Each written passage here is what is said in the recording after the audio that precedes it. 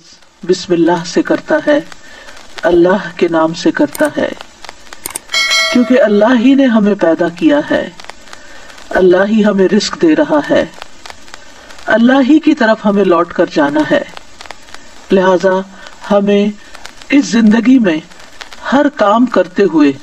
اپنے رب کو یاد رکھنا چاہیے۔ قرآن مجید کا آغاز بھی اللہ سبحانہ وتعالیٰ نے بسم اللہ سے کیا، اور ہمارے لیے یہی مشروع کیا کہ ہم اپنا ہر قول اور عمل بسم اللہ کے ساتھ شروع کریں۔ پہلی وحی کا آغاز بھی اللہ کے نام کے ساتھ ہوا۔ جبریل امین نے پہلی مرتبہ جب نبی صلی اللہ علیہ وسلم کو قرآن مجید کی پہلی آیت سکھائی تو فرمایا اقرأ بسم ربک الذی خلق، اپنے رب کے نام سے پڑھ جس نے پیدا کیا۔ تو گویا عبادت ہو یا ہمارے دنیا کے کام ہو، ان سب میں ہمیں اپنے رب کو یاد رکھنا ہے، اور اس کے بے شمار فائدے بھی ہیں۔ اللہ سبحانہ وتعالیٰ کا نام بابرکت ہے، لہذا جب ہم اللہ کے نام سے کوئی کام شروع کرتے ہیں تو ہمارے کاموں میں برکت پیدا ہو جاتی ہے۔ قرآن مجید میں آتا ہے تبارک اسم ربک ذو الجلال والاکرام، بہت بابرکت ہے تیرے رب کا نام جو بہت عظمت والا، اکرام والا ہے۔ جب ہم عبادت کرتے ہیں تو کہتے ہیں ایاک نعبد و ایاک نستعین، صرف تیری ہی ہم عبادت کرتے ہیں اور تجھی سے ہم مدد چاہتے ہیں، کیونکہ ہم کمزور ہیں، ہم اللہ کی عبادت کا حق ادا نہیں کر سکتے۔ اس لیے کوئی بھی کام جو عبادت کی نوعیت سے تعلق رکھتا ہو، یعنی خاص عبادات سے، ان کے آغاز میں بھی اللہ کا نام لینا چاہیے، کیونکہ اس سے اللہ کی مدد حاصل ہوتی ہے، اور پھر مزید نیک کاموں کی توفیق بھی ہوتی ہے۔ انسان برائی سے بچتا ہے، شیطان کے وار سے محفوظ رہتا ہے، کیونکہ اللہ تعالیٰ کی مدد، توفیق اور سپورٹ انسان کو حاصل ہو جاتی ہے، اور انسان کے اندر کوئی فخر اور غرور نہیں آتا۔ وہ یہی سمجھتا ہے کہ جو بھی نیک کام میں کر رہا ہوں وہ اللہ کی مدد سے، اللہ کی توفیق سے ہی کر رہا ہوں، اس میں میرا اپنا کوئی کمال نہیں۔ وما توفیقی الا باللہ، نہیں مجھے توفیق مگر اللہ کے نام کے ساتھ ہی۔ پھر اسی طرح جب انسان بسم اللہ سے کام کا آغاز کرتا ہے تو انسان کو اخلاص نصیب ہوتا ہے، کیونکہ جب اللہ کا نام لیا تو اللہ کے نام کے ساتھ اللہ ہی کے لیے کام کرنا چاہیے جو بھی کچھ ہم کریں، اور پھر اگر وہ کام صحیح ہے، عبادت کا ہے یا دنیاوی امور سے متعلق ہے، تو پھر ہماری نیت اور ہمارا قبلہ درست ہو جاتا ہے، انسان کو اخلاص نصیب ہو جاتا ہے۔ پھر اسی طرح یہ ہے کہ انسان جب اللہ کے نام کے ساتھ کوئی کام کرتا ہے تو اللہ کی نعمتوں کی یاد دہانی بھی ہوتی ہے۔ مثال کے طور پر اگر آپ پانی پی رہے ہیں تو جب آپ پانی پینے لگتے ہیں تو بسم اللہ کہتے ہیں، اور جب بسم اللہ کہتے ہیں تو آپ کو اللہ کی یاد آ جاتی ہے، اور پھر ساتھ ہی وہ نعمت جو آپ استعمال کر رہے ہیں اس کے بارے میں غور و فکر بھی نصیب ہوتا ہے کہ یہ اللہ نے پانی پلایا ہے، اور پھر انسان کا غور و فکر اسے کہیں سے کہیں لے جاتا ہے، اس کے اندر ایک وسعت پیدا ہوتی ہے، وہ سوچتا ہے کہ یہ پانی میرے گلاس میں کہاں سے پہنچا، کس نے اتارا۔ تو ظاہر ہے کہ پانی کا پیدا کرنے والا بھی اللہ ہے، اور تمام چیزوں کو اللہ سبحانہ وتعالیٰ نے پانی سے پیدا کیا، جیسا کہ قرآن مجید میں آتا ہے۔ ہم تک جو پانی پہنچتا ہے کچھ تو زمینی ذرائع سے اور بیسیکلی بارش کے ذریعے آتا ہے۔ بارش کیسے آتی ہے؟ سمندروں کا پانی بخارات کی شکل میں اوپر اٹھتا ہے، اور پھر بادلوں کی شکل میں جہاں اللہ چاہتا ہے برساتا ہے۔ جب بادل برستے ہیں یا برف پڑتی ہے تو پہاڑوں کی چوٹیوں پر اور مختلف جگہوں پر یا تو پانی جم جاتا ہے یا پھر ندی نالوں کی شکل میں، دریاؤں کی شکل میں بہنے لگتا ہے، اور کچھ پانی رس کر زمین کے اندر چلا جاتا ہے، چشموں کی شکل اختیار کر لیتا ہے، اور پھر مختلف ذرائع سے ہوتے ہوتے وہ ہم تک پہنچتا ہے جسے ہم پیتے ہیں، اور جب پیتے ہیں تو پھر اللہ کا شکر ادا کرتے ہیں اور آخر میں الحمدللہ کہتے ہیں۔ لیکن اگر اتنے اہتمام کے ساتھ جو پانی میرے گلاس میں پہنچا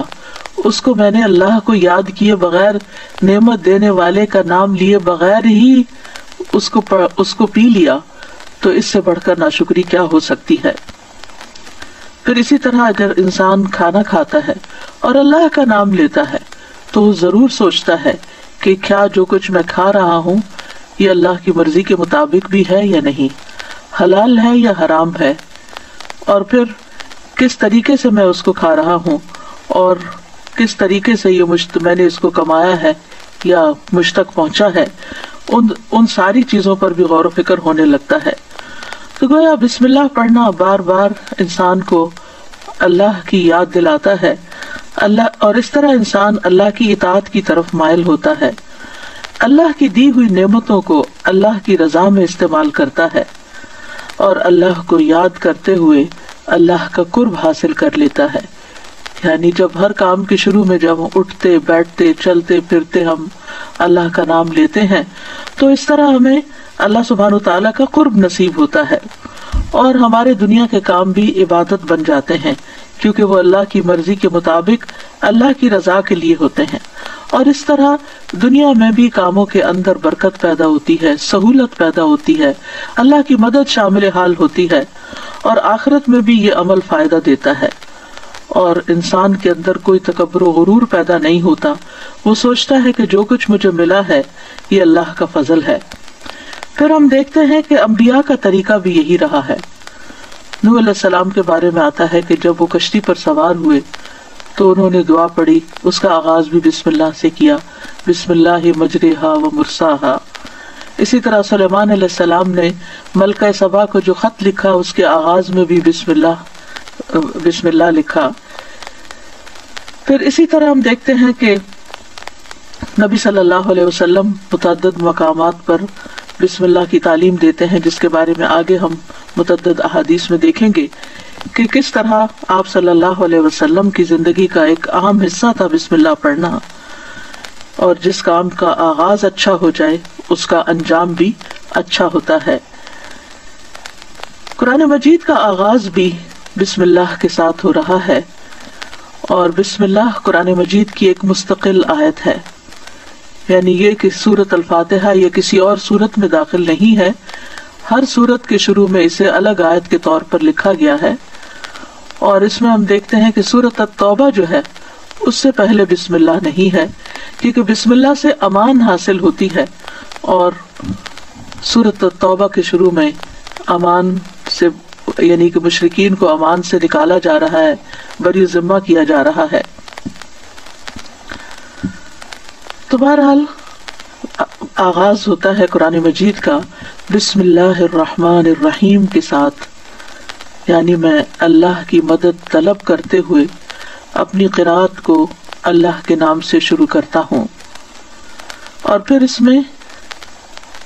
اللہ سبحانہ وتعالیٰ کے نام اللہ کے علاوہ دو صفات کا ذکر ہے، الرحمن ایسی ذات جس کی رحمت تمام مخلوق پر چھائی ہوئی ہے، اور الرحیم ایسی ذات جو مومنوں پر آخرت میں بھی رحم فرمائے گی۔ جہاں تک لفظ اللہ کا تعلق ہے تو اس کو اسم الجلالہ بھی کہتے ہیں۔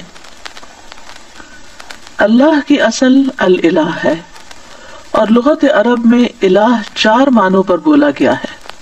نمبر 1 المعبود جس کی عبادت کی جائے، نمبر 2 الملجا جس کی پناہ لی جائے، نمبر 3 المفزوع الیہ گھبراہٹ میں جس سے مدد حاصل کی جائے، نمبر 4 المحبوب وہ محبوب جس کے ساتھ عظیم محبت ہو اور اس کے بارے میں عقلیں حیران ہو جائیں۔ تو اللہ کا لفظ اللہ سبحانہ وتعالیٰ کا اسم ذات ہے، یعنی ذاتی نام ہے، سب ناموں سے عظیم اور اعلیٰ ہے، اور یہ جلیل القدر نام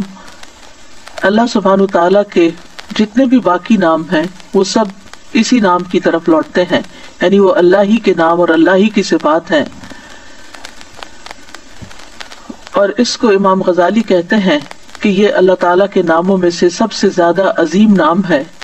क्योंकि ये उस ज़ात इलाही पर दलालत करता है जो तमाम सिफात इलाहिया को जमा करने वाली है।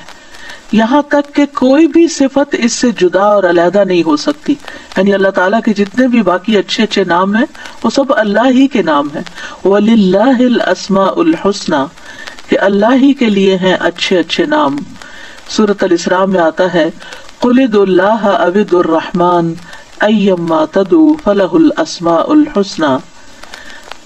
कह दीजिए कि अल्लाह को पुकारो या रहमान को पुकारो, तुम जिसको भी पुकारोगे सो बेहतरीन नाम उसी के हैं। इसी तरह सूरत अल हश्र में आता है हुवल्लाहुल खालिकुल बारिउल मुसव्विर लहुल अस्माउल हुस्ना, वो अल्लाह ही है जो खाका बनाने वाला है, घड़ने ढालने वाला है, सूरत बना देने वाला है, सब अच्छे अच्छे नाम उसी के हैं।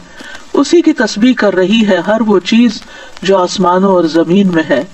वही सब पर गालिब कमाल हिकमत वाला है। तो इसलिए बहुत जरूरी है कि जब हम बिस्मिल्लाह मुख्तलिफ मकामात पर कहते हैं तो हमें अल्लाह की पहचान भी होनी चाहिए। अल्लाह सुब्हानहू तआला को पहचानना भी जरूरी है, और उसकी पहचान उसकी निशानियों के साथ भी होती है जो कायनात में फैली हुई हैं। उसकी पहचान उसकी किताब के जरिए भी होती है, और उसकी पहचान नबी सल्लल्लाहु अलैहि वसल्लम ने भी करवाई है। लिहाजा अगर हम अल्लाह ताला को पहचानेंगे तो हम सही तौर पर पूरे शऊर के साथ बिस्मिल्लाह अदा करेंगे। बुलहुजैम कबीले के एक आदमी से रिवायत है, वो कहते हैं कि मैंने पूछा अल्लाह के रसूल आप किन चीजों की दावत देते हैं? नबी सल्लल्लाहु अलैहि वसल्लम ने फरमाया मैं उस अल्लाह की तरफ दावत देता हूँ जो यकता है। क़ाला अदू इलल्लाहि वहदहू,